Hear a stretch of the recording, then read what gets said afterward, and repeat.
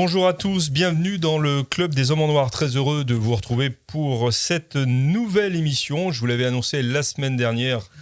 Nous avons un plateau d'élite et que je suis très heureux de vous présenter ou de vous représenter. Donc à nouveau l'abbé Claude Barthes. Monsieur l'abbé, bonjour. Bonjour.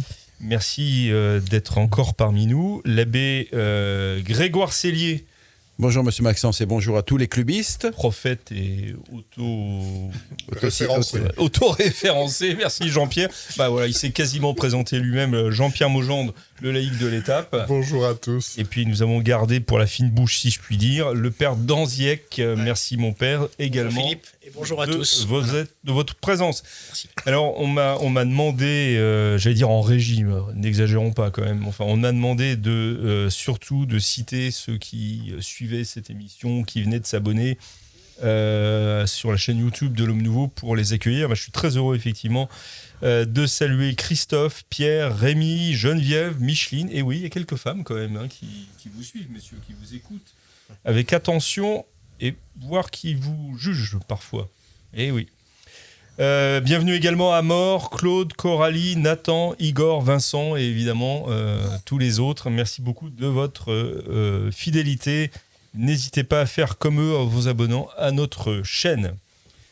La semaine dernière, nous parlions de liturgie après avoir évoqué l'inscription de l'avortement, du droit à l'avortement dans la Constitution. Cette semaine, j'aimerais qu'on aborde un document qui a circulé à Rome, mais peut-être au-delà, signé de Démos II, donc très clairement un pseudonyme. Ça veut dire qu'il y a eu un Démos 1, mais monsieur l'abbé Barthes, je me tournerai vers vous dans un instant pour que vous nous rappeliez tout ça. Donc Démos 2 a signé un texte où il dresse en somme le portrait robot du futur pape. Ça veut dire que les grandes manœuvres de succession sont commencées, donc Continue. Vous me direz ça dans un instant, et puis les autres pourront également parler, évidemment. En tout cas, le prochain conclave franchit une nouvelle étape et se prépare. Alors, ce texte de Démos 2, monsieur l'abbé, de quoi s'agit-il exactement ? Je me tourne vers vous, parce que vous êtes ce qu'on appelle un vaticaniste. Oh là là, quelle modestie ! Vous êtes un honnête, alors. Oui, Démos, il faut expliquer ce qu'était un Démos, tout simplement. C'est-à-dire qu'il y a combien de temps maintenant ? 1 an et demi, 2 ans, un texte a circulé critiquant pas mal le pontificat actuel et posant des jalons pour le futur pontificat, qui était signé par un cardinal qui ne disait pas son nom, mais dont on a su ensuite qui il était, à savoir le cardinal Pell, cardinal australien qui avait été emprisonné d'ailleurs. Emprisonné, qui a joué un rôle important à Rome dans la Rome du pape François, et peu du point de vue de la mise en ordre économique. Et donc il avait signé Démos, le peuple, et il était publié par un vaticaniste, en vrai, cette fois, Sandro Magister. C'est certain que c'était le cardinal Pell. Ah oui, maintenant c'est certain. C'est vrai, et puis il est mort maintenant, on peut le dire tranquillement. Il n'a pas voulu. Donc, et d'ailleurs, c'était il est mort de mort naturelle. Naturelle, oui, mal soigné quand même. Mal soigné. Mais pas sur... Non. C'est simplement fâcheuse opération. Il a choisi ce d'hôpital, pauvre homme. Et que voulais-je dire ? Oui, donc ce texte était vraiment caractéristique du cardinal Pell quand on le connaissait un petit peu. Il parlait pas mal c'était un peu brouillon, bon, c'était lui. Il parlait de choses économiques qui apparaissaient comme très importantes. Il dénonçait donc la mauvaise gestion économique de la curie actuelle. Parfait. Alors maintenant, donc le cardinal Pell est mort. La préparation du conclave pour continuer, c'est comme la fin des temps. Mais c'est normal ça qu'on prépare comme ça Sous tous les pontificats, ça se fait. On parlait dans la dernière émission, la semaine dernière, d'un texte de 2004 qui était justement juste avant le conclave de 2005. Un texte sur un moment où vraiment Rome, on ne parlait que de ça, que de ce qu'elle allait advenir. Après donc la succession de Jean-Paul II. Il est très malade et François est moins malade apparemment en tout cas que Jean-Paul II, même s'il n'est pas bien. Et on parle aussi beaucoup, et notamment à Rome, et dans Donc de tous les côtés, gauche-droite. Vous faisiez une grimace, ça veut dire un climat qui est pas sain, c'est ce que vous voulez dire ? Qu'est-ce qui est pas sain ? Non, c'est pas sain, bien sûr, c'est pas sain. C'est le gouvernement actuel qui est pas sain. C'est ce qu'on pourrait dire. Enfin, je veux dire la manière dont fonctionnent les institutions. On n'aurait pas fait ça sous Pie XII, c'est clair. On fera pas ça sous Pie XIII. Et donc, mais sous Pie XII, la succession s'est préparée aussi. Se prépare toujours. C'est pas, ça, c'est plutôt habituel. Non, avec des critiques fortes, quand même. D'une certaine manière, oui. Tandis que là, c'est, disons, tout le monde en parle. Chers amis, vous êtes en train de regarder le Club des Hommes en Noir. Je me permets juste de vous dire que saint Ambroise disait que nous ne serons pas jugés sur ce que nous aurons donné, mais sur ce que nous aurons gardé. Vous nous regardez ? Eh bien, ne gardez pas pour vous tout cela. Donnez-vous. Allez maintenant dans la description de la vidéo pour effectuer votre don. Un grand merci. Oui, c'est vrai que, par exemple, Du Bellay, le poète du XVIe siècle, quand il fait un voyage à Rome avec son oncle, le cardinal Du Bellay, fait un sonnet sur ce qui se passe, dans les cardinaux qui surveillent la maladie du pape et qui regardent ses crachats pour savoir s'il n'y a pas un peu de sang. Mais ça restait concentré dans le... Oui, là, aujourd'hui, ça se diffuse, mais c'est comme ça. Nous sommes à l'ère de la communication. Voilà, c'est transparent. Et donc, on va dire, à gauche, on sait bien ce qui se passe, mais pas de la même manière. À droite, il y a de l'agitation et on veut influer, manifestement, sur le Collège des cardinaux, qui est devenu, je ne dis pas nextoplasme, mais enfin, on ne sait pas trop. Ils sont tellement nombreux, 130 cardinaux votants, ce qui est colossal. C'est énorme. Moins que ça, De toute façon, c'est limité à 120 normalement. Oui, mais ça peu importe. Le pape fait ce qu'il veut, sauf nommer son successeur, pour l'instant en tout cas. Et oui, donc ils sont On a nombreux. parlé pendant un moment de cette option. Je ne sais pas si c'était une blague là aussi. Mais... On ne les connaît pas et on ne sait pas ce qu'ils pensent exactement. Je rappelle que le pape est élu aux 2/3 des voix, ce qui fait quand même quelque chose comme 46 et 46. Enfin bref, plus de 80. Or, je crois que c'est 91 électeurs, plus de 90 électeurs actuels ont été nommés par le pape. Alors on peut penser qu'ils sont dans la ligne du pape, tout le monde le pense plus ou moins, sans être absolument certain.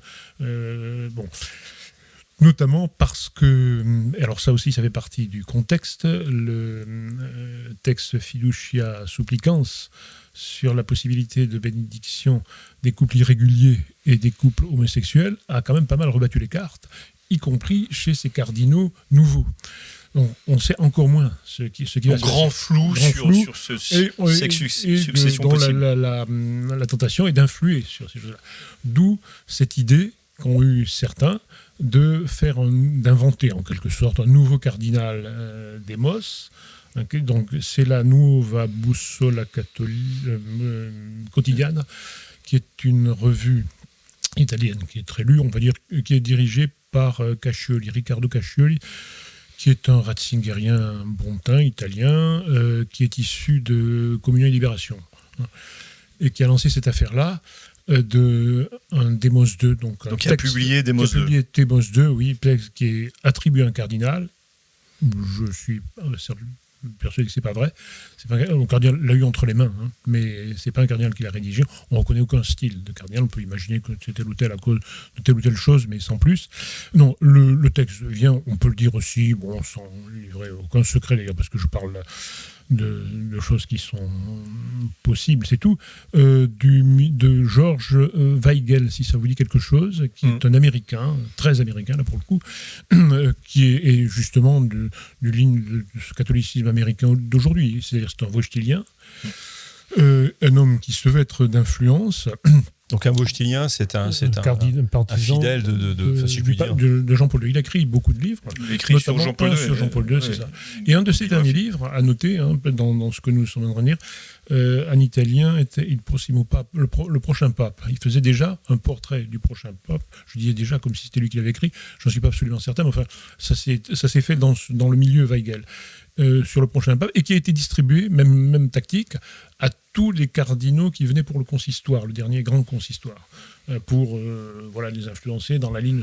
Et c'est dans cette idée-là qu'a été fait ce texte. Est-ce que ce sera efficace? J'en sais trop rien. Je ne sais pas si les cardinaux peuvent lire ce qu'on leur envoie. Encore faut-il. Ils reçoivent beaucoup de courriers. Il n'est pas possible d'avoir leur mail personnel, qui serait le meilleur moyen de les toucher.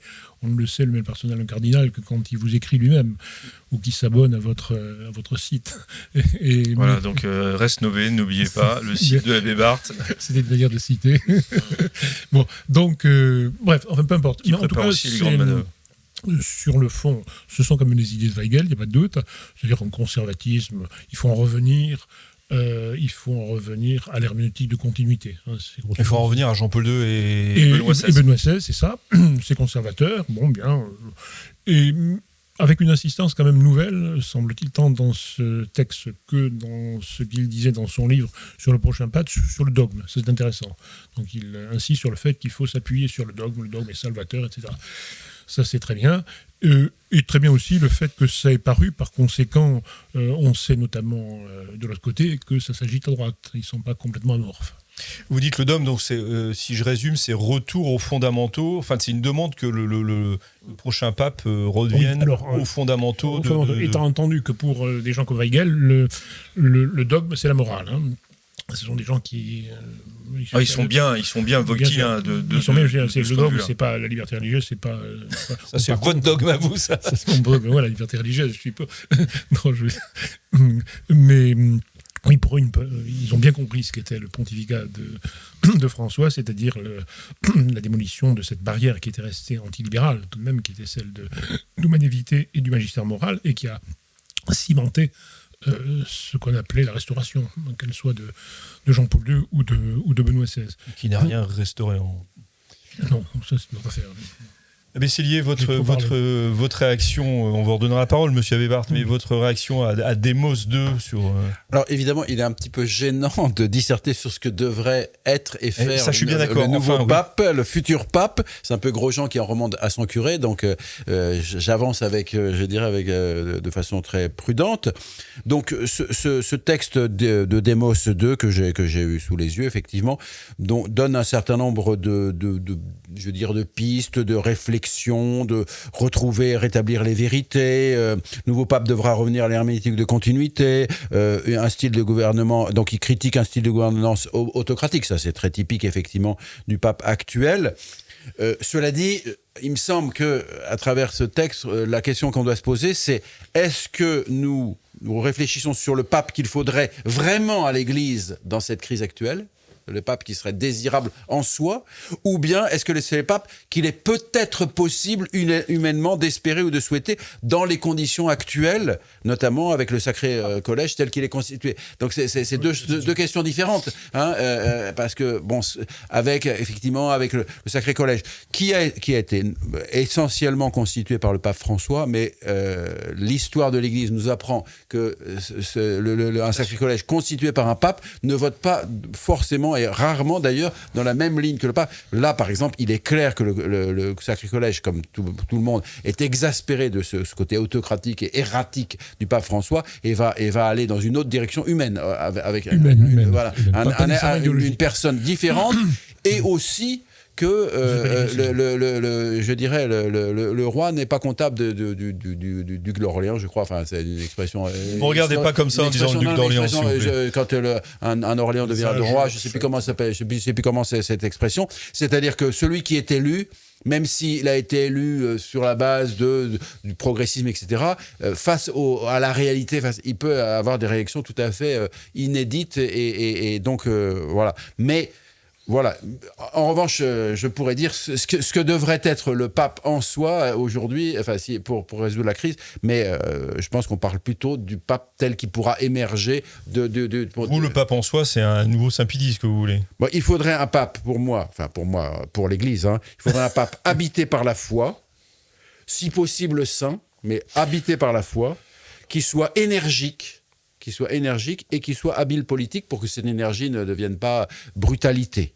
Et même, en fait, si on regarde l'histoire de l'Église, il faudrait une suite de tels papes. Parce que c'est ainsi qu'a pu advenir la réforme grégorienne, avec Grégoire VII, avec ceux qui l'ont précédé, ceux qui l'ont suivi, et la réforme tridentine, où il y a une succession de papes qui ont fait avancer les choses, parce que un seul pape sur un pontificat peut faire beaucoup évoluer les choses, mais il ne peut pas faire la réforme jusqu'au bout. Moi, je vous propose qu'on publie un Demos 3. Demos 3, oui, c'est que j'allais dire. Mais ça sera court, ça prendra pas trop de place. Voilà. Et je suis prêt à publier ce Demos 3.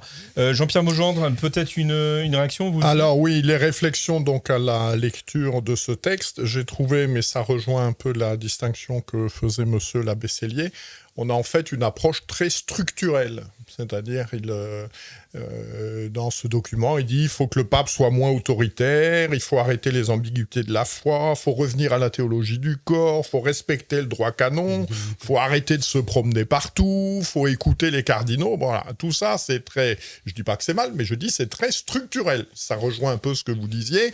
La situation étant ce qu'elle est, est-ce qu'on peut aspirer à plus ? Et moi, ce qui m'a frappé... Pardon ? Je suis conservateur. Oui, mais ce qui m'a frappé, justement, c'est peut-être la faiblesse de ce dispositif, c'est qu'il n'y a rien sur la foi. Il n'y a rien sur la foi, son contenu. Il n'y a aucun rappel sur... C'est sous-entendu quand même que le pape est la foi. Mais sous-entendu... c'est quand même une évidence, non ? Est-ce que ça devrait être une évidence. Est-ce que la foi est mise en péril ? Comment elle est mise en péril ? Par quoi elle est mise en péril ? Donc, moi, ce qui m'a frappé autour de la foi, il n'y a rien sur son contenu. Alors, s'il y a un petit paragraphe sur des rappels, des points de doctrine qui sont tout à fait réels, sur son contenu, sur sa transmission... Aujourd'hui, un des problèmes de fond qui n'est pas du tout abordé, c'est la question du catéchisme, avec cette question qui reste pendante. S'il existe un catéchisme de l'Église catholique qui est plus un ouvrage de référence pour travailler, c'est pas avec le catéchisme de l'Église catholique qu'on apprend le catéchisme.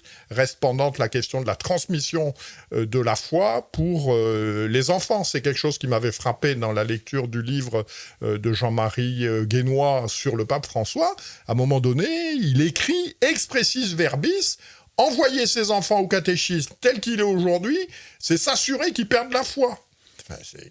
Et là, le brave Demos, là, il n'est pas question de ça. Donc il y a la question de la transmission de la foi, donc par le biais du catéchisme, par le biais des prêtres, de la formation des prêtres, des séminaires. Il n'en est pas question non plus.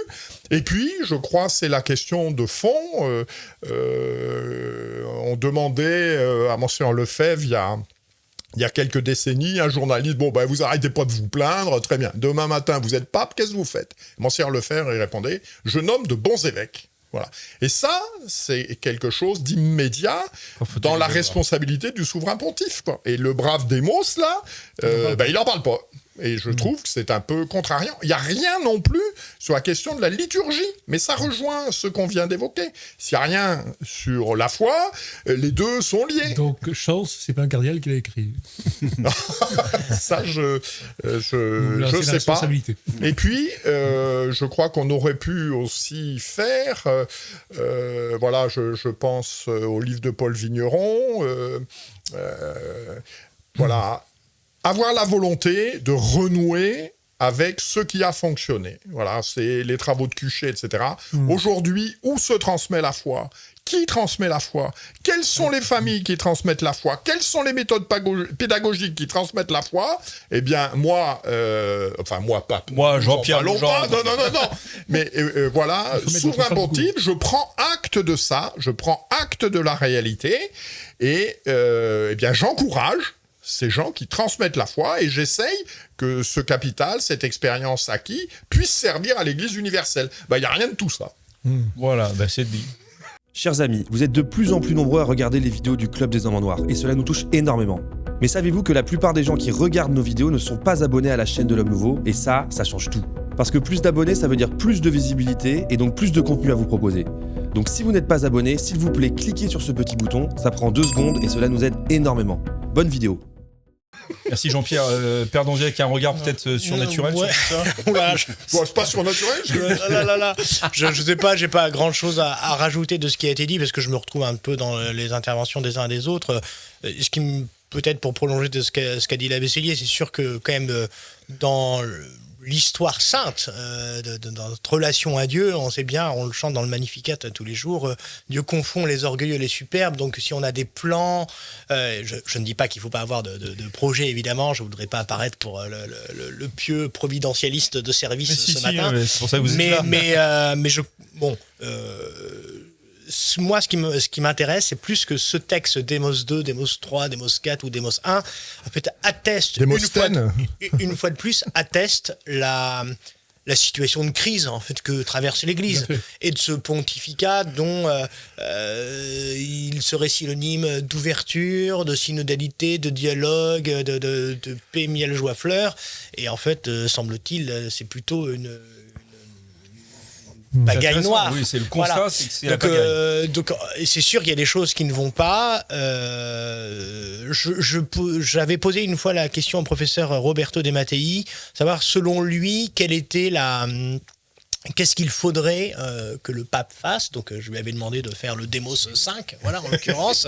Voilà. Il trouve Démos 2 très faible. Voilà, et il m'avait dit, et ça rejoint un peu sur la question du dogme, je ne sais plus par qui elle a été abordée, c'est que selon lui, en fait, il faudrait que le futur pape redéfinissent les termes des choses essentielles, parce qu'on sent bien c'est l'empire de la confusion. Voilà, aujourd'hui, on l'a dit dans l'émission précédente, comment parler de lex orandi, donc de loi de la prière dans le cadre de la liturgie, si finalement il n'y a pas vraiment de loi. Comment mettre en œuvre une politique, que ce soit une organisation de l'Église ou une organisation de la formation des prêtres, etc. Donc c'est des règles. Si ces règles ne sont pas appliquées, à quoi ça sert d'avoir un règlement s'il n'y a pas de sanctions derrière, etc. Or, on sent bien que non seulement il n'y a pas vraiment de règles, on sent bien que certaines fois les sanctions sont à géométrie très variable, et que surtout, derrière tout cela, on ne voit pas exactement quel est le cap, quelle est la visée, le bien des âmes, l'enjeu de la vie éternelle et de notre amitié avec Dieu. Donc tout cela, en fait, plus Démos, au lieu d'offrir des solutions, me semble surtout attester la réalité de la crise qui, hélas, ne me semble pas partagée encore aujourd'hui. Pour reprendre la fameuse phrase de Peggy, il est certaines fois difficile de dire ce que l'on voit, il est certaines fois plus difficile encore de voir ce que l'on voit. Et moi, je suis très frappé pour le coup, pour les réunions que je peux faire avec le clergé et de ce que je peux lire, de voir que, en fait, on a l'impression que le bateau continue à avancer et qu'on ne se pose pas des vraies questions sur le fait qu'il prend l'eau de toutes parts.